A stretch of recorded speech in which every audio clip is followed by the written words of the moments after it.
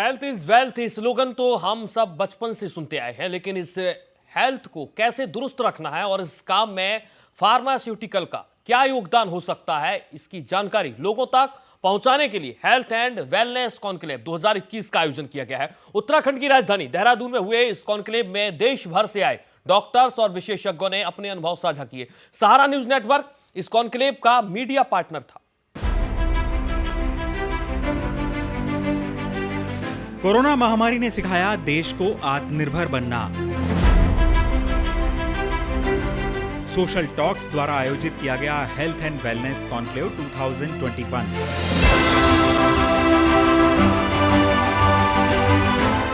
Conclave में सहारा news network रहा media partner की भूमिका में।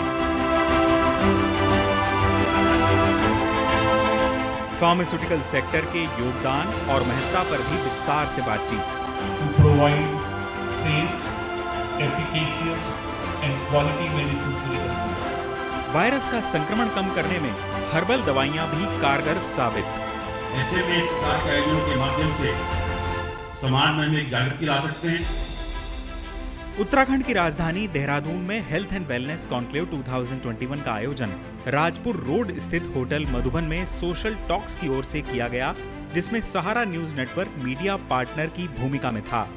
प्रदेश के सैनिक कल्याण एवं औद्योगिक विकास मंत्री Ganesh Joshi, Sadhvi Bhagwati Saraswati, Indian pharmacopoeia commission यानी आईपीसी के सचिव व scientific director doctor Rajeev Raghuvanshi, केंद्रीय स्वास्थ्य मंत्रालय के deputy drugs controller Atul Nasa, Indian drugs and manufacturing association के general secretary Dada V Patel, Hemwati Nandan चिकित्सा शिक्षा विश्वविद्यालय के कुलपति प्रोफेसर हेम पांडे ने संयुक्त रूप से द्वीप प्रज्वलित कर कॉन्क्लेव का शुभारंभ किया।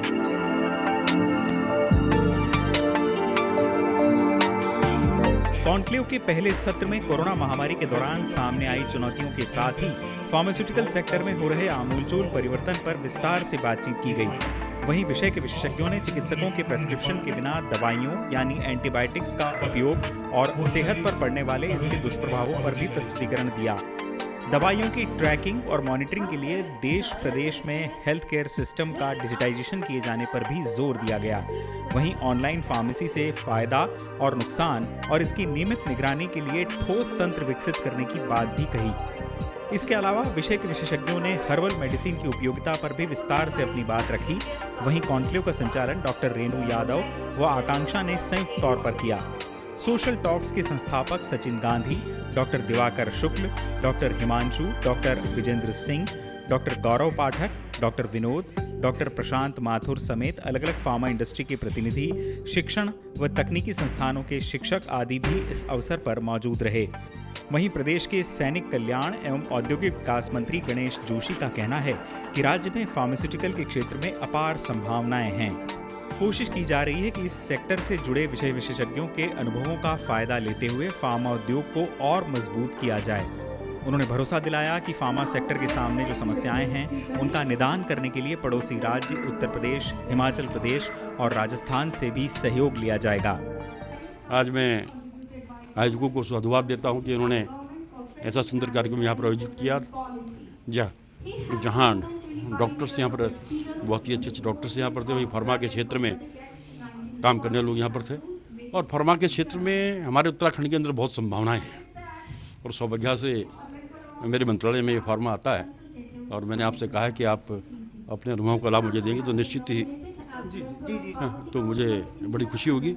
और जहाँ फार्मा से जब हम हेल्थ के करके वहीं पलायन को भी हम रोक पाएंगे, उससे हम कई लोगों को रोजगार भी दे पाएंगे, ऐसा मुझे इस कॉन्क्लेव के माध्यम से लगता है।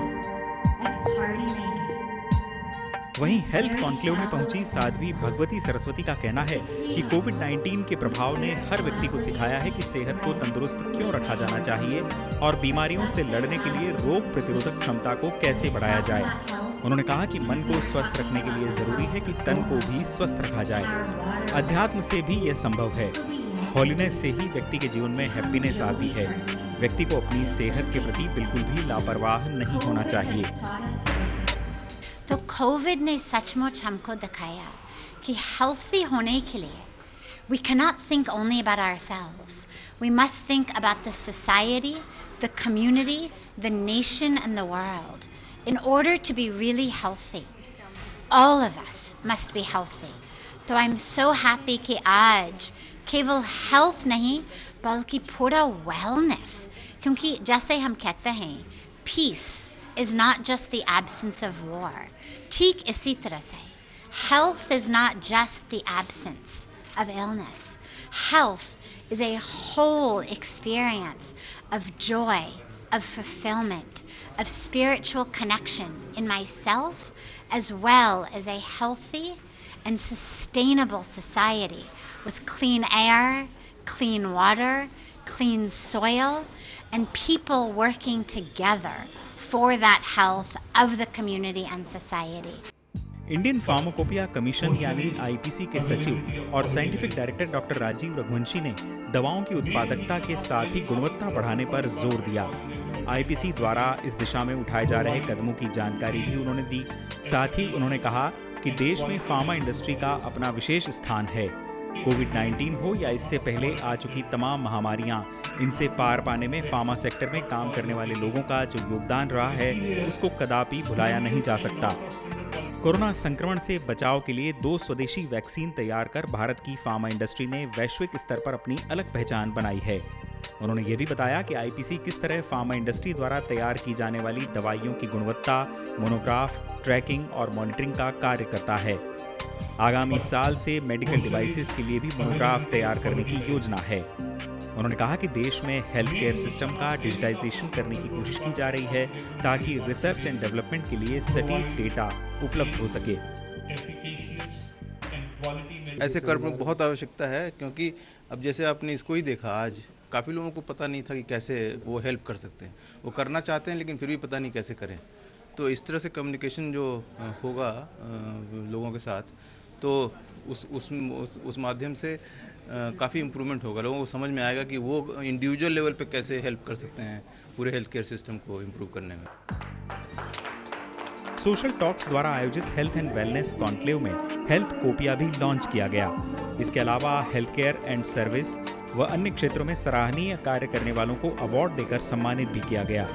सोशल टॉक्स के फाउंडर सचिन गांधी के मुताबिक ऐसे कार्यक्रम को कराने के पीछे उनका मकसद है कि वेलनेस पर गंभीरता के साथ चर्चा होनी चाहिए और खासकर जो बायो वेस्ट मटेरियल है उसको लेकर समाज में जागरूकता बढ़नी चाहिए ताकि आम इंसान के साथ साथ जानवर भी सुरक्षित महसूस कर सकें।